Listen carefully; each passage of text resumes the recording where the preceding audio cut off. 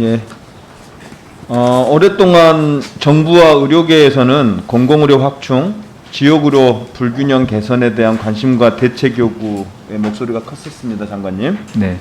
거기에 더해서 이제 작년부터 코로나19 팬데믹이 오면서 응급의료, 감염병 예방에 대한 요구도 커지고 있죠. 네. 이런 사회적 요구와 기대를 실현하기 위해서 본의원은 공공의료 확충, 지역의료 불균형 극복 대책에 대한 정책 질의와 국감 질의를 계속 이어오고 있는데요. 그 연장선상에서 계속 질의하겠습니다. 작년 7월 문재인 정부와 민주당은 공공의료 확충을 위해서 의사정원 확대, 공공의대 신설, 의대 없는 지역 의대 신설을 주 내용으로 하는 정책을 발표했죠. 네.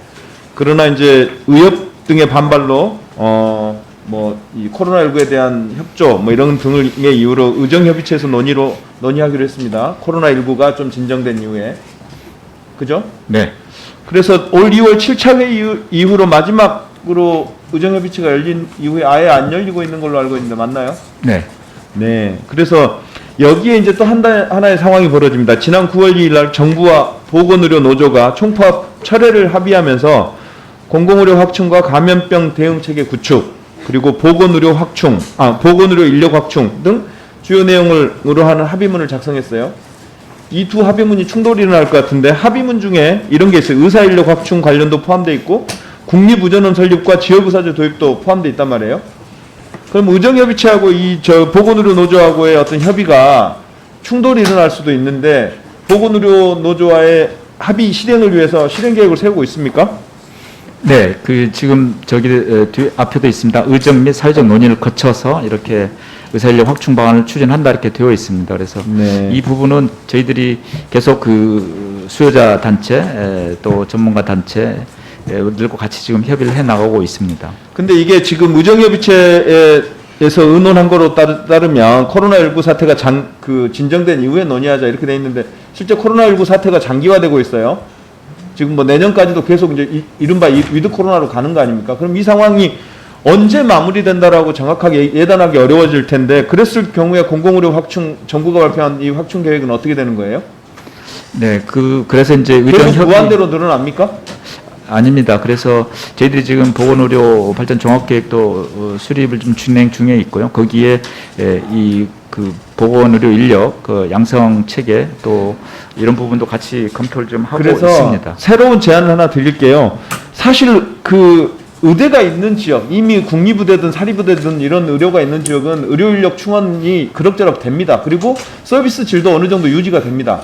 근데 지금 이 상황에서 의료 인력을 전혀 확충하지 못하는, 즉 의대가 없는 지역 같은 경우에는 이런 상황이 계속 지속됐을 경우에 의료 서비스를 받기 어려운 그런 상황이란 말이에요. 그래서 제가 제안하는 것은 의대 증원이 당장 어려운 현실에서 결국은 의대 없는 지역부터 먼저 의논에 가야 되는 거 아니냐, 이런 필요성이 제기되고 있는데 어떻게 생각하십니까? 네, 그 부분 공감합니다. 그래서 이런 부분은 이제 의정의 협의도 중요하고요. 그리고 교육부나 또 지자체의 의견도 굉장히 중요하다고 생각이 됩니다. 네. 이어서 지방 공공의료의 현실을 지적하는 두 번째로 제가 그동안 관심 가졌던 닥터 헬기 이착륙장 확충 문제에 대해서 다시 한번 질의하겠습니다. 작년에 제가 올해 초에도 질의했던 거니까 장관이 기억하실 텐데요. 네. 지금 보면 섬이 많은 전남의 경우에 닥터 헬기를 요청하는 건수가 1270건인데 비해서 이송 실적은 887건에 불과합니다. 약 70%밖에 이송을 못해요. 나머지 30%는 이송을 못하는데 그 이유가 기상악화나 이착륙장 부족입니다. 그러니까 기상악화야 사람의 힘으로 어쩔 수 없는 건데 이착륙장이 부족해서 닥터 헬기가 못 떠서 결국은 환자 이송을 못하는 그런 상황이 발생한다면 이거는 이해하기 어려운 상황 아니겠습니까? 네. 현재 이착륙장이 설치가 안 돼 있는 곳이 지금 24곳이에요. 신안이라고 하는 곳인데 여기에 올해 계획을 봤더니 3곳에 불과하고 24개가 모자른데 없는데 3개만 세워져 있어요. 그럼 이 계획대로 하면 8년이나 더 있어야 그 문제가 해결된다는 건데 이건 좀 심각한 문제 아닙니까? 이 PPT 하나 띄워주세요.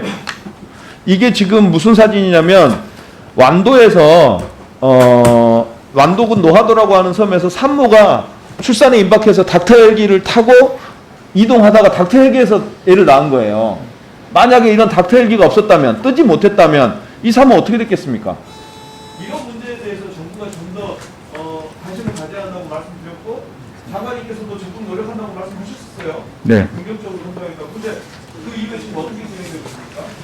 네, 지금 전남 지역에 그 지금 현재 응급 헬기 이착륙장이 한 93개인데요.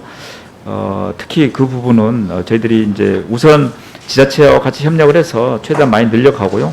일단 그 신설되기 전에는 해경이나 또 소방 이런데 이착륙 그 시설도 좀 같이 활용할 수 있도록 이렇게 노력을 하겠습니다. 아무튼 저희들이 계속 그 전남도와 협력해서 좀 계속 확충해 나가도록 하겠습니다. 필요한 것도 아니에요. 전체 예산이 한 72억 정도인데 지방비 21억 되면 정부가 책임져야 될 부분은 50억이 필요하거든요. 이 50억이 없어서 8년 동안 한 해에 3개씩 차분 8년 동안 해나가 겠다고 하는 이런 계획은 너무 많이 한 거 아닌가 싶은데요. 네, 저희들도 열심히 그 하고 있는데 의원님께서도 또 예산 심의 과정이라든지 이럴 때 좀 많이 좀 지원해 주시면 감사하겠습니다. 감사합니다. 다음은 백종원 의원. 다음은 존경하는 남인순 의원님 질의해 주십시오.